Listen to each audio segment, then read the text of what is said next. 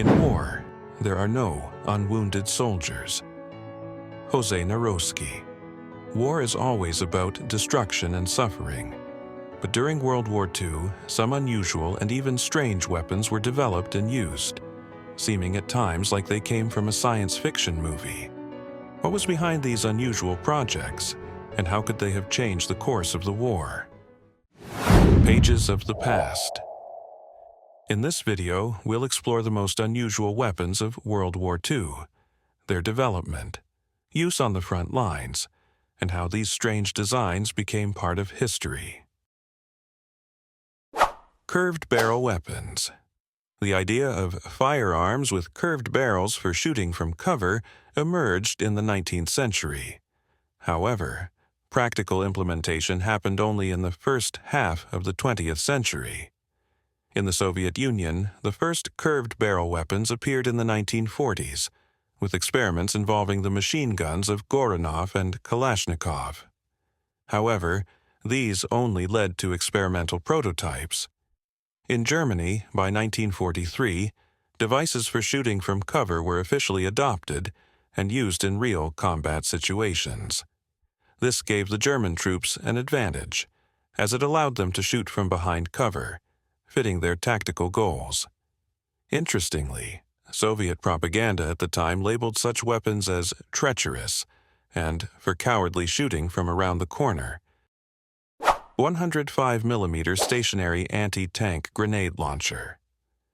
In the winter of 1945, the German Rheinmetall Borsig Company introduced a prototype of a new anti-tank grenade launcher, the Hammer, and its cumulative grenade. The new weapon was quite large, weighing over 40 kilograms, making it usable only on a stationary mount. However, its combat characteristics were impressive.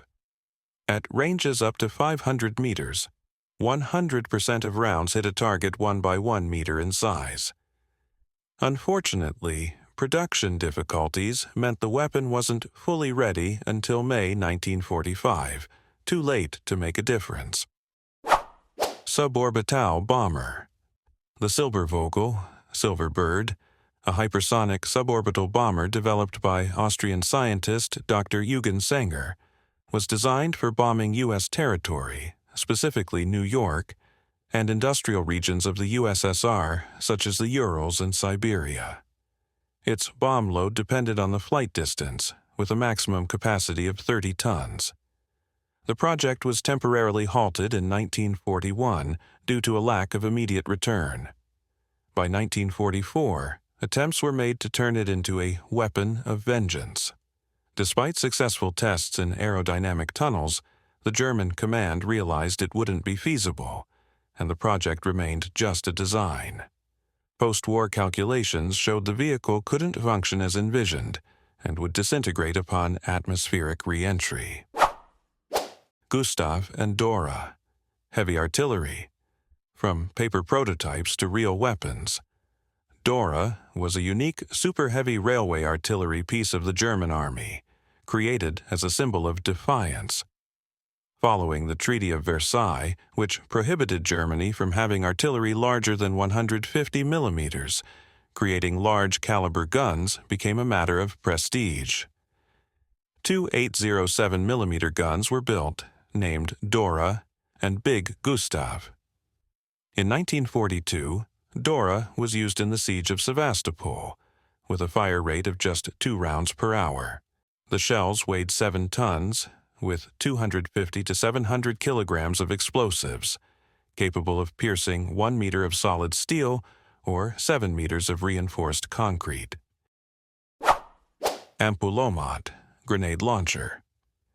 According to legend, the Ampulomat was the creation of besieged Leningrad residents who were too weak to throw Molotov cocktails. In reality, it was designed by the Moscow Design Bureau of Factory No. 145. The weapon was a small mortar firing glass or thin-walled metal ampules containing self-igniting incendiary mixtures. It was used primarily for close combat at ranges of about 250 meters. Shovel mortar. A real weapon, accepted into service and effective in its role. It was a hybrid of a small infantry shovel and a 37mm mortar. The mortar consisted of a barrel, the shovel, which also served as a base plate, and a trigger mechanism. It had limited range and firepower, which led to its eventual removal from service. Self-propelled mortar, Karl. One of the most powerful self-propelled guns of its time, with a 600mm caliber. Despite only 6 units being used in combat, they had a significant impact. The firepower was immense.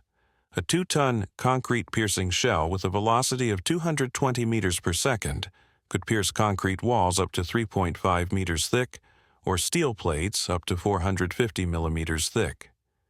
The maximum firing range was 4.5 kilometers. Single-shot pistol, FP-45 Liberator. The FP-45 Liberator was a simple, low-cost pistol intended to be dropped behind enemy lines for use by resistance fighters. Made of just 23 stamped or pressed parts, it cost only $2.40 to produce. Over 1 million were made in just 11 weeks, though only about 25,000 were sent to Britain for the French resistance. Teletanks. In the Soviet Union, teletanks were unmanned tanks controlled remotely via radio. The first teletank to see combat was the TT-26.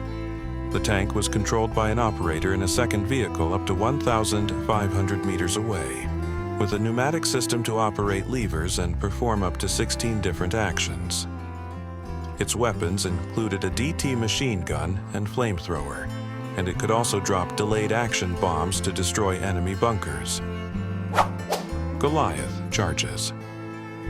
The German military also developed remote-controlled vehicles, with the most famous being the SDKFZ-302 Goliath. Weighing less than 400 kilograms, it could carry up to 100 kilograms of explosives. Unlike Soviet teletanks, the Goliath was controlled by a cable, which could be easily cut by shrapnel or a shovel. Conclusion. As we can see, the development of unusual weapons during World War II was not just about military strategy, but also about the competition for technological superiority. Many of these projects were never realized or didn't meet expectations, but their existence has left an indelible mark on the history of weaponry. What do you think of these unusual projects? What other strange and interesting weapons from World War II do you know? Leave your thoughts in the comments. And don't forget to subscribe to our channel to catch more videos about the most unusual aspects of world history.